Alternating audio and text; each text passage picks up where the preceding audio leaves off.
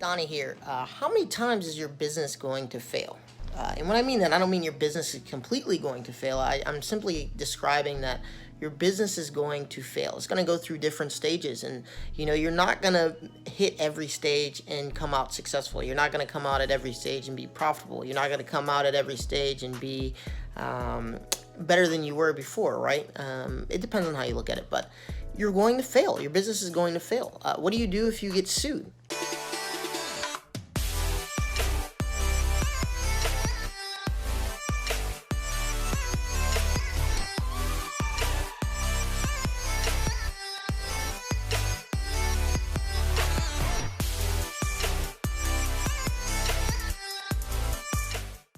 What do you do if you lose manufacturers? What do you do if you get behind on orders? What do you do if your merchant processor goes down? What happens when people file disputes? What happens when you're on a boat in the middle of the ocean by Cuba and you don't have good Wi-Fi or you don't have internet connection, right? All these things are going to happen in your business, and a lot of them have nothing to do with you. A lot of them have nothing because you're a horrible person or because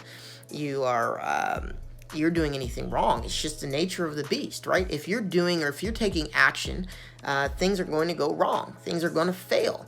And when I say failure, I'm not talking about giving up. I'm not talking about you hitting rock bottom. I'm not talking about any of that. I'm just saying there's going to be pivotal points in your business, in your life, where you're going to have to readjust, where you're going to have to make some hard decisions to keep you on the right track. And so those can be seen as little failures, right? Because the initial approach that you took didn't work out. And so the initial approach may have failed or stopped working. And thus you need to redirect or restructure what you're doing. And this is okay. This is part of life. This is part of business. This is part of anything that you do, whether it's a relationship, if it's business, if it's school, anything you do. There's going to be things that are not going to work the initial way that you intended to carry them out. And so you're going to fail. What I encourage you to do is that to take these little moments and figure out how to put systems in place, right? And that's one thing we had to learn in our business real quick is if you keep trying to be the single driver of your business, meaning all my actions are directly impacting the business outcomes, it's hard to replicate and scale that because ultimately it's hard to replace yourself because you entangled yourself so much in your business that it's hard for you to get out now, right? You've put ropes and chains and shackles around yourself because that's how you're running your business, right? You're running your business with chains and shackles because you're the only one who can drive your business. You're the only one who can drive your business's growth.